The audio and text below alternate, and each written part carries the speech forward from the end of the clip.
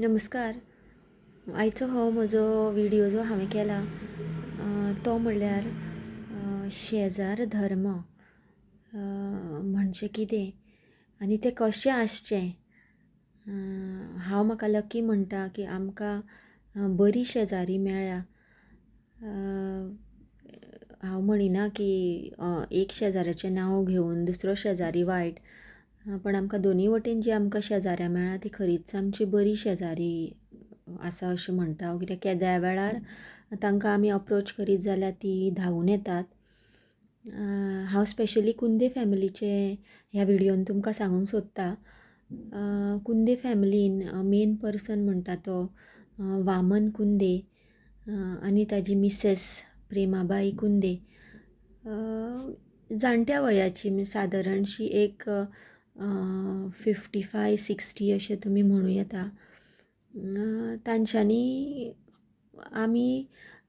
हांव जाल्यार हांगा होली फॅमिलीन 6थाक आयल्या आमी परवरी. हांगा आमी नेवें घर बांदून शिफ्ट जाल्ली तेन्ना हांव 6th स्टँडर्डाक आशिल्लें आनी म्हजो भाव आशिल्लो तो 3rd स्टँडर्डाक आशिल्लो. मम्मी डॅडी दोगांय कामाक वतालीं आनी तेन्ना स्कुलाच्यान स्कूल सुटलें की घरा येवप, आमी दोगांयनी जेवप आनी कुंदे फॅमिलीन जी सुषमा जे आतां मिसेस सदानंद साळगांवकर, सुषमा जी म्हजी ट्युशन टिचर. आमी तेंगेर धांवून ट्युशनाक वतालीं. एक्चुली ट्युशन जातालें सुरू 3:30-4, पण आमी जेवलीं की आनी घरा कडेन रावनाशिल्लीं. आमी आमचें बॅग घेवन डायरेक्ट तांगेर वतालीं. वचना फुडें आमकां टिचर अशी आमचे कडेन केन्नाच सुषमान आमचे कडेन टिचरीन वागणूक केली ना. सदांच एक फ्रेंड, एक भयण, व्हडली भयण अशें म्हाजे कडेन टिचर वागताली, आजुनूय वागता. हांव तिका म्हजो गुरू मानता. आमी ट्युशनाक म्हूण वतालीं खरीं, पण ट्युशन अशें केन्नाच आमकां तें दिसलें ना.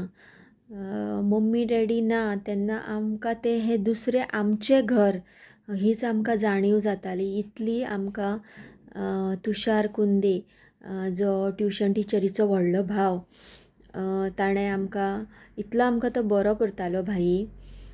मागीर ताजी मिसेस वयनी ती सुद्दां आमकां रंजिता आयले गो, म्हणजे इतली आमकां तांच्यांनी माया दिली की मरा पर्यंत आमी भाई वयनी आई बाबा ही जी माया आमकां तांच्यांनी दिली ती आमी मरा पर्यंत विसरूं शकना. ट्युशन टिचर आजुनूय आसा. तिका हांव म्हजो गुरूच मानता. हांव ज्या जाग्यार हांव उबें आसा एक टिचर म्हणून, हांव म्हजो सगलो टिचर जावपाचो जो श्रेय आसा तो हांव म्हज्या ट्युशन टिचरीक दिता. तीच म्हाजो गुरू. आजुनूय जर म्हजें कितें हेवटेन तेवटेन चुकता जाल्यार ती म्हाका सजमायता एक व्हडली भयण म्हणून.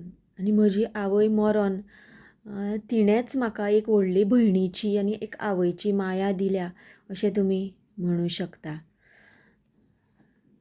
थँक्यू.